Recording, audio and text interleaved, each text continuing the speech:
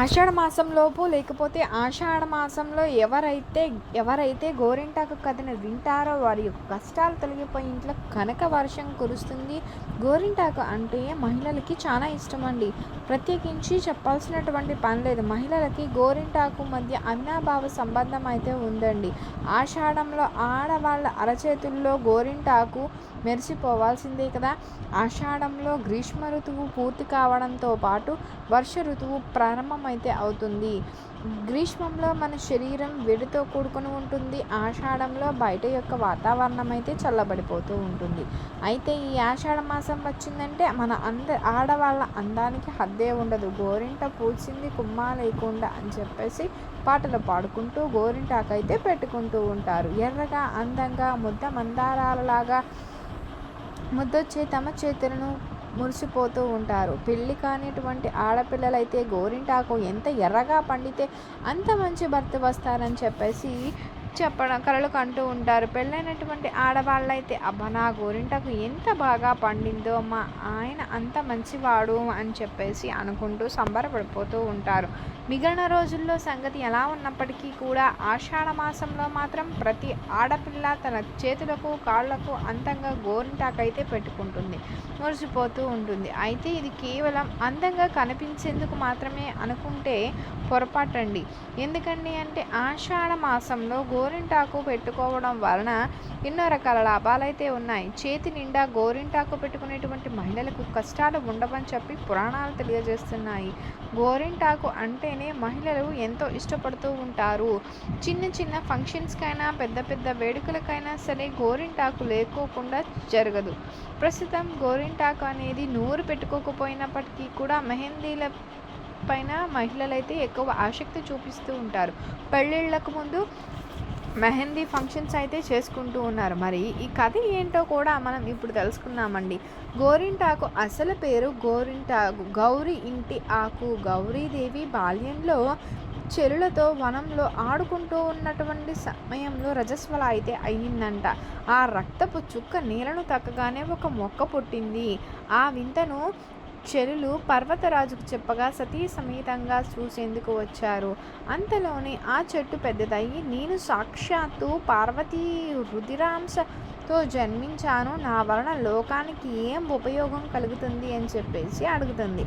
అప్పుడు పార్వతి చిన్నతనపు చేపలాటతో ఆ చెట్టు యొక్క ఆకును కోసింది. తను అప్పుడు వేళ్ళు ఎర్రబారిపోయి అయ్యో బిడ్డ చెయ్యి ఎరుపు రంగులోకి మారిపోయింది ఏంటబ్బా అని చెప్పి కందిపోయింది అనుకునే లోపు పార్వతీదేవి నాకేం కాలేదు, బట్ నొప్పి కలగలేదు, ఏమీ కలగలేదు, చాలా అందంగా కనిపిస్తుంది అంటే అప్పుడు పర్వతరాజు శ్రీ సౌభాగ్యానికి చిహ్నంగా గోరింటాకు మానవ లోకంలో ప్రసిద్ధమవుతుంది. రజస్వల సమయంలో ఉద్భవించిన ఈ చెట్టు గర్భాశయ దోషాలను తొలగిస్తుంది, అతివేడిని తొలగించి స్త్రీల యొక్క ఆరోగ్యాన్ని కాపాడుతూ ఉంటుంది. తన రంగు వలన చేతులకి కాళ్ళకి అందాన్నిచ్చే అలంకార వస్తువుగా వాడబడుతుంది అని చెప్పేసి ఆశీర్వదించి అదే ఈ చెట్టు జన్మకు సార్థకత అని చెప్పేసి చెప్పగా గౌరీతో సహా అందరూ కూడా ఆ చెట్టు పసరతో చేతులు కాళ్ళు అందంగా తీర్చిదిద్దుకున్నారండి. అదే సమయంలో కుంకుమకు ఒక సందేహం వచ్చింది.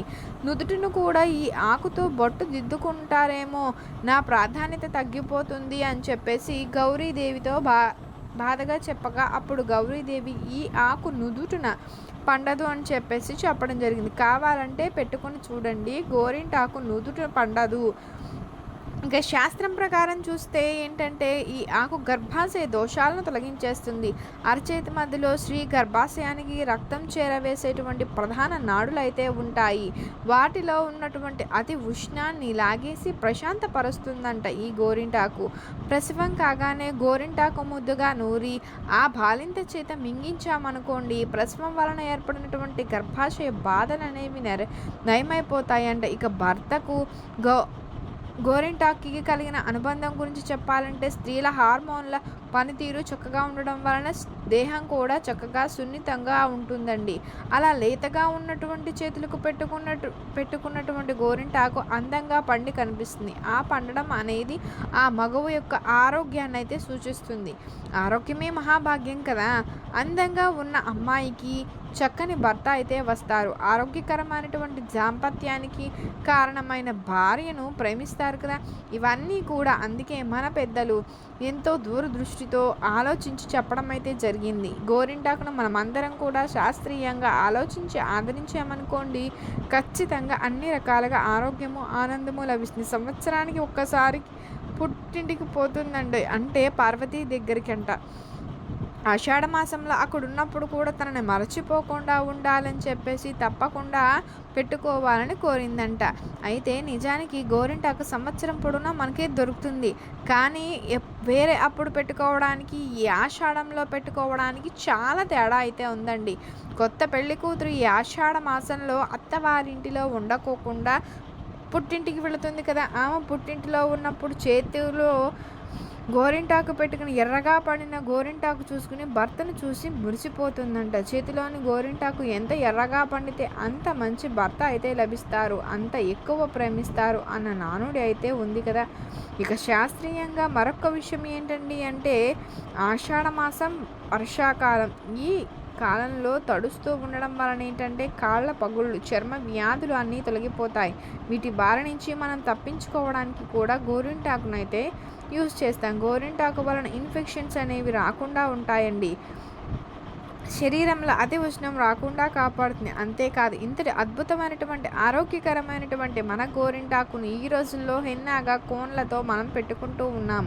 కానీ అలానే కాకుండా మన పెద్దలు చేసినట్లుగా చెట్లకు దొరుకుతున్నటువంటి ఆకుల్ని తీసుకుని వారు చెప్పినట్లుగా నూరుకొని పెట్టుకున్నట్లయితే ఆ ఔషధ గుణాలు మనకు 100% పనిచేస్తుంది. ఇది మన యొక్క గోరింటాకు కథ. గోరింటాకు గురించి మనకు ఇంకొక కథ కూడా ఉందండి. గోరింటాకుకు సీతమ్మ తల్ల వల్లే ఇంతటి గొప్పతనం లభించిందని చెప్పేసి పురాణాలలో చెప్పడం జరుగుతుంది. రావణ్ణి సంహరించి రాముడు సీతను రక్షించి తన వెంట తీసుకువెళ్లేందుకు వచ్చినప్పుడు ఆమె ముఖంలో సంతోషం వెల్లివిరిసిందంట. అప్పుడు ఆ సీతాదేవి రాముని వద్ద అశోకవనంలో తాను ఉన్నంత కాలము కూడా ప్రతిరోజు తన యొక్క కష్టాలను గోరింటాకు చెట్టుతో చెప్పుకున్నాను అని చెప్పేసి చెప్పడం జరుగుతుంది. ఈ యొక్క గోరింటాకు చెట్టుకు తాము ఏదైనా చెయ్యాలి అని కోరుతుంది. ఇందులో భాగంగా ఆ సీతమ్మ గోరింటాకు చెట్టుని వరం కోరుకోమని చెప్పింది. అయితే గోరింటాకు చెట్టు మాత్రం తనకు ఎలాంటి వరాలు వద్దు అని చెప్పిందంట. ప్రస్తుతం మన మోము ఎంత కళకళలాడుతూ ఉంటుందో, మహిళలందరూ కూడా సీతమ్మలాగా సంతోషంగా ఉండాలని చెప్పేసి ఆకాంక్షిస్తుంది. అందుకే గోరింటాకు నిజాయితీకి సీతాదేవి మెచ్చి వరం ఇచ్చిందంట. ఆ గోరింటాకు చుట్టూని ఎవరు ప్రార్థిస్తారో, వారి యొక్క చేతిలో గోరింటాకు పెట్టుకుంటారో వారికి సకల సంపదలు సుఖ సంతోషాలు చేకూరుతాయి, వారి జీవితం సంతోషంగా ఉంటుంది అని చెప్పేసి చెప్పడం జరుగుతుంది. అందుకే ఇప్పటి వరకు కూడా ఉత్తరాదిన మెహందీ ఫంక్షన్స్ అయితే చేసుకుంటుంటారని. ఇందుకు కారణం ఆ శ్రీ మహావిష్ణువు యొక్క ఆశీస్సులు వధూవరులకు వివాహంలో పాల్గొనేటువంటి బంధువులైనటువంటి మహిళలకైతే లభిస్తుంది అన్న విశ్వాసం అండి. అందుకే శుక్రవారం పూట గోరింటాకును శ్రీ మహాలక్ష్మికి ధ్యానించి చేతులు పండేలా పెట్టుకుంటే మహిళలకు ఎలాంటి కష్టాలు ఉండవని, శ్రీ మహాలక్ష్మీదేవి యొక్క అనుగ్రహం లభిస్తుంది అని చెప్పడం జరుగుతుంది. ఈ కథను ఎవరైతే ఆషాఢ మాసంలో వింటారో వారి యొక్క కష్టాలు తీరి ఆ లక్ష్మీదేవి యొక్క అనుగ్రహం కలిగి ఆరోగ్యంగా అయితే ఉంటారండి. మీకు ఖచ్చితంగా వీడియో నచ్చిందనే అనుకుంటున్నానండి. ఈ రోజుల్లో చాలామందికి పెళ్ళిళ్ళు అనేవి ఆలస్యంగా అవుతున్నాయి. అలా పెళ్ళిళ్ళు ఆలస్యంగా అవుతున్నప్పుడు త్వరగా నిశ్చయం కావాలి అంటే ఏం చేయాలనేది తెలుసుకుందాం. వివాహ దోషాలను తొలగించే శక్తి గోరింటాకు అయితే ఉందండి. ఈ గోరింటాకును యూజ్ చేసి గోరింటాకు సంబంధించినటువంటి ఒక చిన్న పరిహారాన్ని మనం పాటించి మీ జాతకంలో ఉన్నటువంటి ఎలాంటి జాతక దోషాలు ఉన్నా సరే వాటి నుంచి మనం బయటపడవచ్చు. ఆ పరిహారం ఏంటండి అంటే, మీరు వివాహం కావాల్సినటువంటి వాళ్ళ అమ్మాయిలు కానీ అబ్బాయిలు కానీ ఎవరైనా సరే శుక్రవారం పూట గోరింటాకునైతే తెచ్చుకోవాలి. ఆ గోరింటాకును చక్కగా రుబ్బించుకోవాలి. ఆ రుబ్బిన గోరింటాకుని ఒక తమలపాకులో ఉంచి ఎవరైనా సరే చిన్న పిల్లకు మీ చేతితో ఇవ్వాల్సి ఉంటుంది. ఆ పిల్లని ఆ గోరింటాకు పెట్టుకోమని చెప్పండి. శుక్రవారం పూట ఈ విధంగా రుబ్బిన గోరింటాకును తమలపాకులో ఉంచి ఎవరికైతే వివాహం ఆలస్యం అవుతూ ఉంటుందో ఆ అమ్మాయి కానీ అబ్బాయి కానీ చిన్న పిల్లకి ఆ గోరింటాకునైతే ఇవ్వాలి. చిన్నపిల్ల అంటే రజస్వల కాని పిల్లకైతే ఇవ్వాలి. ఇట్లా ఎన్ని శుక్రవారాలు చేయాలండి అంటే 4 శుక్రవారాలు చేయాలి. 4 శుక్రవారాలు నలుగురు వేరు వేరు పిల్లలకైతే ఇవ్వాలి. అలా చేస్తే తొందరలోనే మీకు పెళ్ళైతే నిశ్చయం అవుతుందండి. అంతేకాదు ఎక్కడైనా సరే వివాహం నిశ్చయం అయినప్పుడు మెహందీ ఫంక్షన్స్ జరుగుతూ ఉంటాయి కదా, ఆ మెహందీ ఫంక్షన్స్కి వెళ్ళి అక్కడ ఎవరికైతే పెళ్ళి కావాలో ఆ అమ్మాయి ప్రత్యేకంగా మెహందీ పెట్టుకున్నట్లయితే త్వరగా వివాహం అయితే నిశ్చయం అవుతుంది. గోరింటాకు అంతటి శక్తి అయితే ఉంది. సో గోరింటాకు సంబంధించిన ఈ చిన్న పరిహారాలను పాటించండి. త్వరలోనే వివాహ ప్రాప్తి అయితే మీకు కలుగుతుందండి ఖచ్చితంగా. సో మీకు ఈ వీడియో నచ్చింది అనుకుంటున్నానండి. వీడియో నచ్చినట్లయితే ఖచ్చితంగా లైక్ చేయండి, షేర్ చేయండి, సబ్స్క్రైబ్ చేయడం మర్చిపోకండి. మీ అన్ని కొత్తగా వాచ్ చేస్తున్నట్లయితే thank you for watching. Thank you so much.